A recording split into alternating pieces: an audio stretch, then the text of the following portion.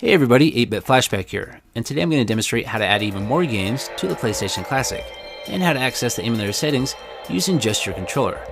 And before I get started, I would like to give a special thanks to everyone out there that's involved in the hacking community that has helped and contributed their time, such as YabFanLu, Honeylabs, Dan the Man, Mad Monkey, and Skullgabby, just to name a few. But there's a lot more people out there involved, and their time is appreciated.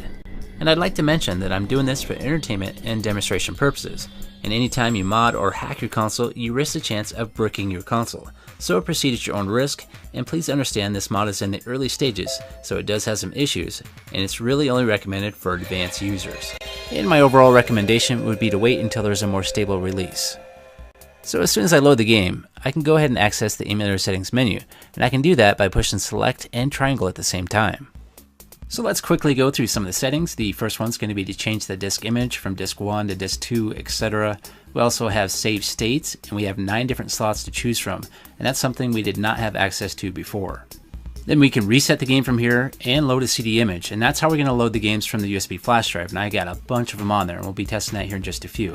Inside this menu, we can change the frame skips, the frames per second can display, plus we can change that region so we can get the full 60 frames per second. We can also mess with the controller mapping, but I really haven't messed with that. So most of the settings inside the menu will work, but there is going to be a few that don't do anything, so you're just going to have to play with it a little bit to see what works. Now I'm going to scroll up to Load CD Image and select that, and here's where we can select the games that are going to be in my USB flash drive. Now I should already be in the right directory for my game ROMs, but if I'm not, I can navigate to wherever I need to be by using the left and right buttons on the directional pad and the X button. So if I push all the way to the left, to where the 2 dots are, that's going to be the beginning of the folder structure. And then if we push X, that's going to keep going back till we get to the home of the internal memory. Then from there we can navigate to media, and that's where all my games are going to be located. And the media is actually my flash drive, so that's going to take me right to the root of my flash drive when I select media. Now that I'm inside my media folder, I'm going to scroll over to the right until I get to the games folder. Then I'm going to scroll over to the right once more until I get to 21. And inside here is going to be where all my game ROMs are located, and I got a bunch of them inside here. And I've added about 30 different games to my flash drive, and that filled it all the way up, so I don't think there's a limit, but that's all I've tested so far. And I have heard that multiple different formats are working, but right now I'm only dealing with the bin and queue files. And what's nice about this is I didn't have to convert anything or change anything. All I had to do was add these games to a certain folder inside my flash drive, and they work. So let's go ahead and try a random game out. Let's try Looney Tunes. And as you can see, I have no issue loading that game when I was already inside of another game. I did have Spyro loaded. And I think I have played this game before, but it was a long time ago on my PSP. And I'm not going to do any extensive gameplay. I'm just loading the game to see if it works and sounds okay, and it seems to be working fine. So we'll try another game out. This is Duke Nukem. And now I'm going to go ahead and push select and triangle again and select another game. So it's that easy to change games. So again, to find a game, we go to PCSX menu, then load CD image, and then scroll through and load the game you want to play.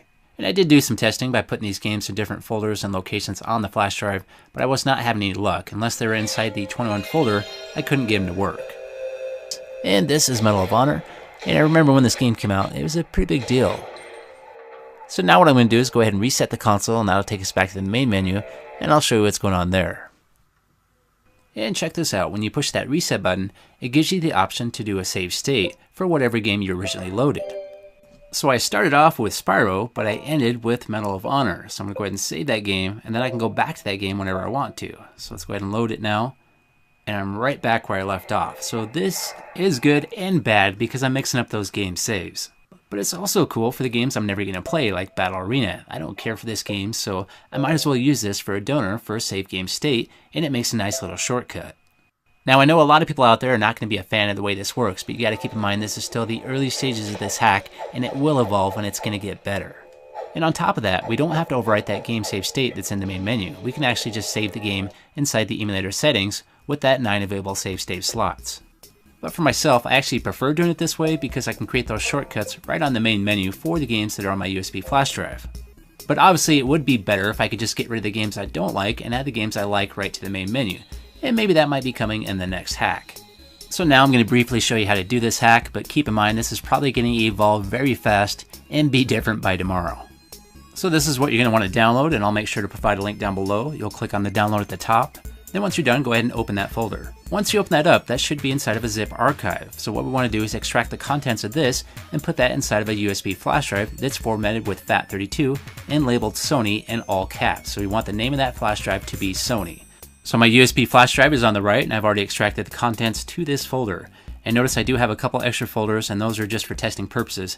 Those will not be included with the download. And if you've already done this hack from my previous video, then the only thing you need to transfer over is the LOL hack folder. So you're just going to extract that from the zip archive and put that inside your flash drive, and that'll replace the contents of the LOL hack. And I would like to mention that you're not limited to a USB flash drive. You can use a USB hard drive, but it needs to be 2.0. I did try to test out some 3.0 hard drives, and I had no luck.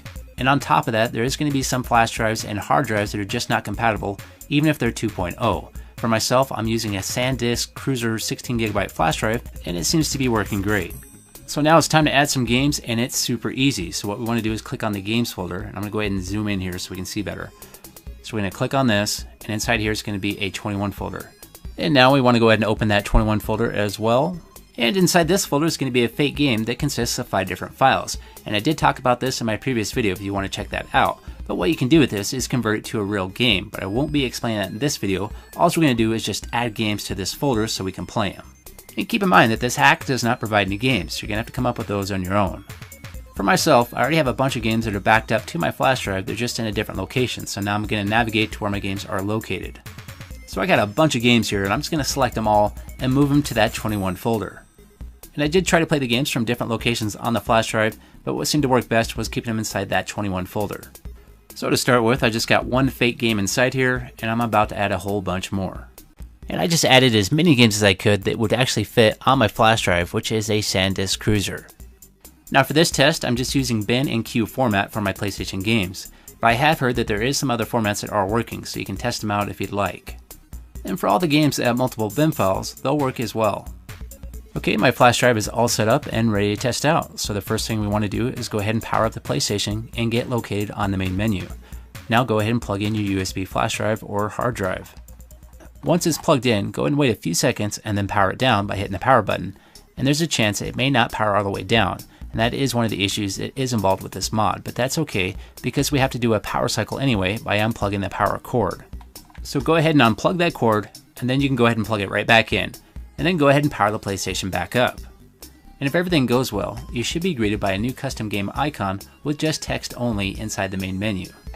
But for my setup, it is going to be a little bit different because I did convert that fake game that was inside the games folder to a real game, and that game is Spyro. And I did talk about that in my previous video in great detail, so if you want to learn more about that, I'll make sure to leave a link down below. So I should have a new game here in my main menu. I just got to scroll to it and find it. And there it is, Spyro. So if you don't already have a custom game, then this game is just going to say My Custom Game. It's just going to be a blank game. But you can still click on it, and it's just going to load a PlayStation BIOS that looks just like this.